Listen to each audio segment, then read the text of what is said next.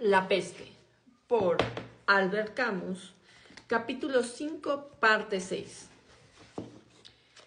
Era ya una noche liberada de la peste, y parecía que la enfermedad, espantada por el frío, las luces y la multitud, se había escapado de las profundidades de la ciudad, y se refugiaba en esta habitación caliente, para dar su último asalto al cuerpo inerte de Thoreau. El flagelo ya no castigaba el cielo de la ciudad, pero silbaba en el aire pesado del cuarto. Eso era lo que Ryu escuchaba desde hacía horas. Había que esperar que ahí también se detuviera, que ahí también la peste se declarara vencida.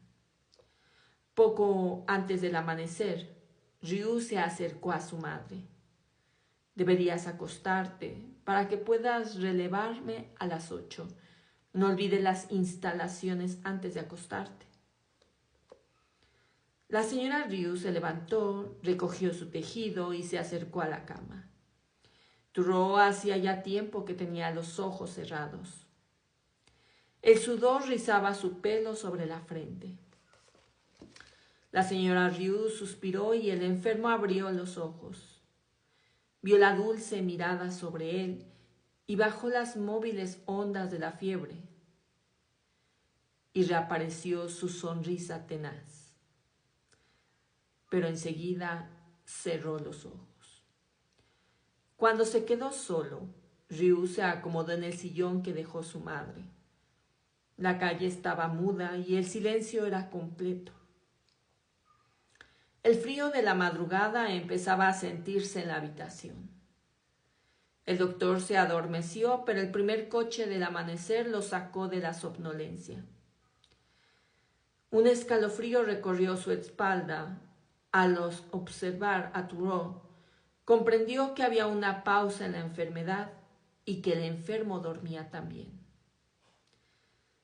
Las ruedas de madera y las pisadas del caballo de un carro sonaban lejos. En la ventana, el espacio estaba todavía oscuro. Cuando el doctor se acercó a la cama, Thoreau lo miró con ojos sin expresión, como si estuviera todavía dormido. ¿Duerme usted, no?, preguntó Ryu. Sí. ¿Respira mejor? Un poco. ¿Eso quiere decir algo? Ryu se calló un momento y después dijo: No, Thoreau, eso no quiere decir nada. Usted conoce tan bien como yo la tregua matinal.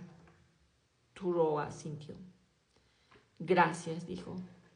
Respóndame así siempre, puntualmente. Ryu se sentó a los pies de la cama. Sentía junto a él las piernas del enfermo, largas y duras como miembros de una estatua tendida. Thoreau empezó a respirar más fuerte. La fiebre volverá a empezar. ¿No es cierto, Ryu?, dijo con voz ahogada.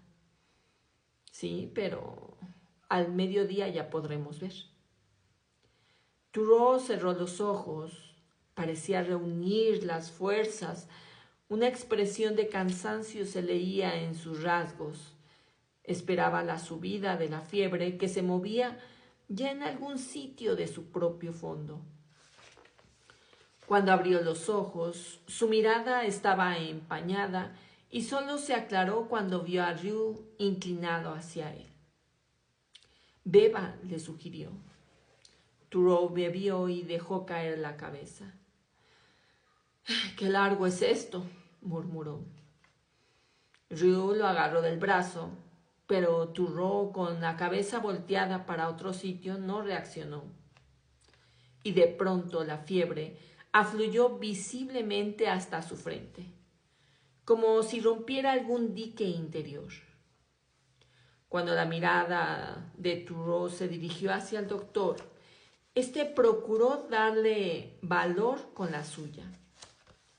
La sonrisa que Thoreau intentó esbozar no pudo pasar por las mandíbulas apretadas ni de los labios pegados por una espuma blanquecina. pero bajo su frente obstinada, los ojos brillaron todavía con la luminosidad del valor. A las 7, la señora Ryu regresó a la habitación. El doctor fue a su despacho a llamar por teléfono al hospital para que lo sustituyeran. Decidió también dejar sus consultas aquel día. Se echó un momento en el diván de su consultorio, pero se levantó enseguida y volvió al cuarto. Thoreau tenía la cabeza vuelta hacia la señora Ryu. Miraba a aquella menuda sombra recogida junto a él en una silla con las manos juntas sobre la falda, y la contemplaba con tanta intensidad que la señora Ryu se puso un dedo sobre los labios y se levantó para apagar la lámpara de la cabecera. A través de las cortinas, la luz se filtraba rápidamente, y poco a poco, cuando los rasgos del enfermo surgieron de la oscuridad, la señora Ryu vio que seguía mirándola. Se inclinó hacia él, le acomodó la almohada y puso un momento su mano sobre los cabellos mojados y retorcidos.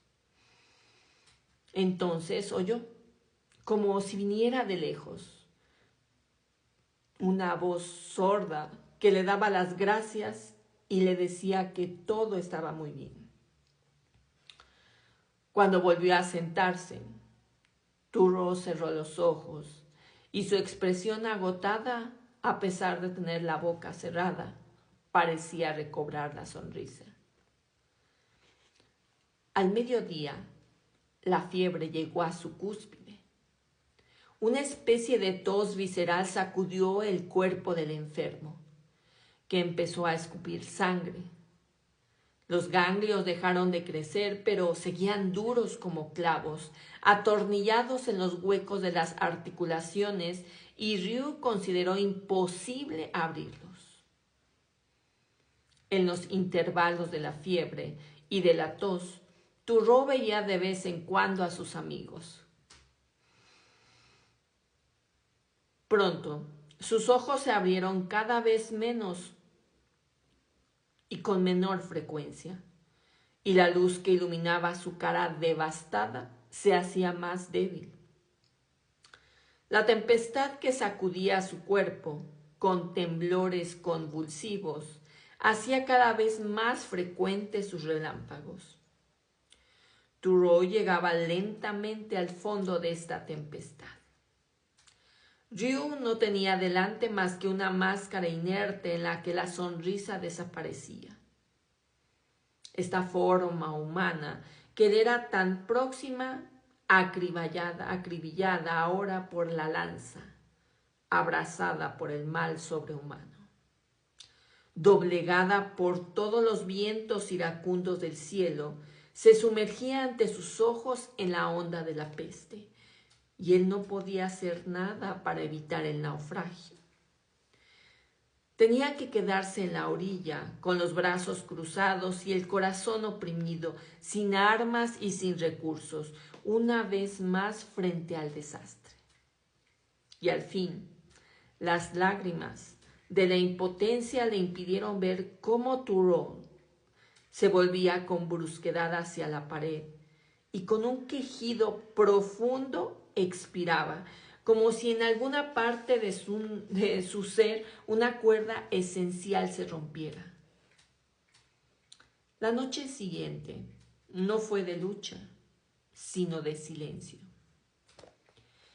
En este cuarto separado del mundo, sobre este cuerpo muerto ahora vestido, Ryu sentía concebir la calma sorprendente que muchas noches antes, sobre las terrazas, por encima de la peste, seguía al ataque de las puertas. Ya en aquella época pensaba en ese silencio que se cierne sobre los lechos donde mueren los hombres. En todas partes, la misma pausa, el mismo intervalo solemne, siempre la misma calma posterior a los combates.